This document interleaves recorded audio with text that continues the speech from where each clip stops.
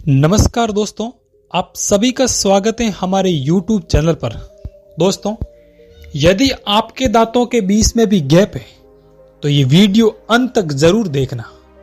आज हम आपको समुद्र शास्त्र के अनुसार मनुष्य के शरीर के लक्षणों के आधार पर उसके भविष्य या उसके व्यक्तित्व की जानकारी देने वाले हैं।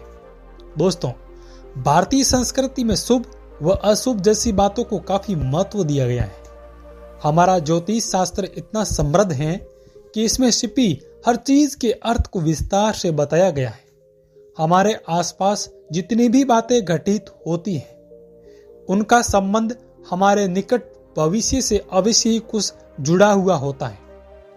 हमारे शरीर पर कुछ चिन्हों का, तिल का हमारे शरीर की बनावट में भी कुछ न कुछ अर्थ छिपा हुआ होता है। ईश्वर ने हर मनुष्य के शरीर के बनावट अलग अलग तरीके से की है।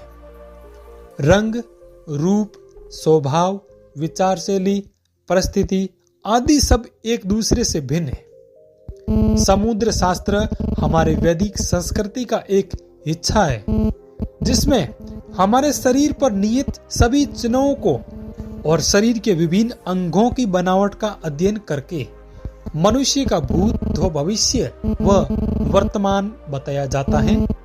हमारे शरीर पर जितने भी निशान या अलग से कुछ बातें होती हैं, उस समय काफी कुछ पता चलता है। इनमें से कुछ निशान हमारे लिए लकी यानी कि सौभाग्य के प्रतीक होते हैं और कुछ अनलकी यानी दुर्भाग्य का कारण है।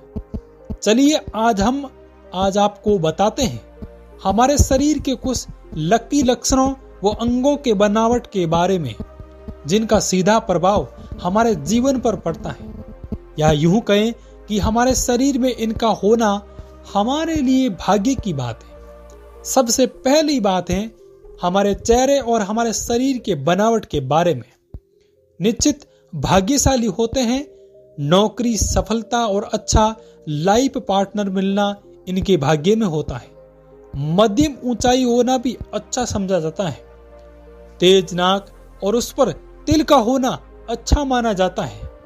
जिन लोगों के कान पर तिल का होना, जिन लोगों के कान सामान्य से बड़े होते हैं, वो भी अत्यंत भाग्यशाली होते हैं। चौड़ा और लंबा माथा, उस पर पड़ने वाली लकीरें भी हमारे सौभाग्य को दर्शाती हैं। यूं तो थोड़ा और लंबा माथा, उस पर पड़ने वाली लकीरें भी सौभाग्य को दर्शाती हैं, और यूं तो बालों का कम होना या गंजेपन को सुंदरता की दृष्टि से अच्छा नहीं माना जाता है।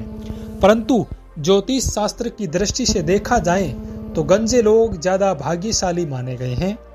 महिलाओं की मांग सीधी होना भी अच्छा माना जाता है। अब हम बात करते हैं हमारे चेहरे और शरीर के अन्य भागों पर। जन्म से ही जो तिल होते हैं उनकी, जी हाँ, यह जो तिल होता है शरीर पर उनकी स्थिति के अनुसार उनका अर्थ होता है। जैसे कि माथे की बिंदी के बीचों बीच तिल का होना हमारे लिए लकी होता है। इसी तरह हथेली या दाएं गाल या दाई आंख इत्यादि पर जो तिल होते हैं वो हमारे लिए खास होते हैं। मोतियों जैसे सफेद दांत किसे पसंद नहीं है, और बिना फट यानी कि बिना गैप वाले दांत अच्छे ही दिखते हैं। परंतु समुद्र शास्त्र के अनुसार जिस व्यक्ति के दांतों के बीच में गैप या फल्ट होता है वे ज्यादा सौभाग्यशाली होते हैं। नौकरी में ऊंचे पद पर आसनीय व्यक्ति होते हैं और आर्थिक दृष्टि से भी वे लोग सफल होते हैं। और इसी प्रकार जिनके दांत थोड़े से बाहर निकले हुए होते हैं वो थोड़े जिद्दी और ज्यादा बोलने वाले होते हैं, पर भाग्यशाली भी होते हैं। अब बात करते हैं हथेलियां और तलवों की। हथेलियां और तलवे हमेशा कोमल और गुलाबी समतल रहते हो, और साथ ही हथेलियों का मध्य भाग उठा हुआ और लकीरें भी स्पष्ट हो, ऐसे व्यक्ति भाग्यशाली होते हैं। और हथेली पर तिल का निशान भाग्यशाली होने की निशानी है।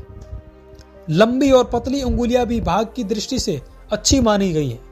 पैरों के तलों पर सूर्य, चंद्र और नक्षत्र, सिंह, कमल और शंख, चक्र या ध्वज जैसी आकृति हो, वे लोग अत्यंत ही भाग्यशाली होते हैं। और ऐसे लोग राजा के समक्ष जीवन यापन करने वाले व्यक्तित्व के होते हैं।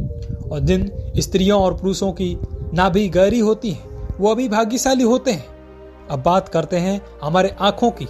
समुद्र शास्त्र के अनुसार हमारी आंखों में भी हमारे व्यक्तित्व का पता आसानी से लगाया जाता है। गहरी, काली और बड़ी आंखों वाले लोग बुद्धिमान और धनवान भी होते हैं। और इसी तरह घनी और आपस में जुड़ी हुई भौहें अच्छे भाग्य की निशानी है। तो दोस्तों, यह थी सब हमारे शरीर की बनावट और निशानियां जो ध्यान में रखकर शास्त्रों में वर्णित बातें लिखी हुई है। अपवाद तो हर जगह होते हैं और यहाँ भी होना स्वाभाविक है। क्या आपके भी दांतों के बीच में गैप है? तो हमें कमेंट में जरूर बताएं। यदि आपको ये जानकारी अच्छी लगी तो वीडियो को लाइक करना न भूलें और चैनल पर फर्स्ट बार हैं तो चैनल को सब्सक्राइब अवश्य करें ताकि आप ऐसे ही जानकारी वाले वीडियो आगे भी देखते रहें। धन्यवाद।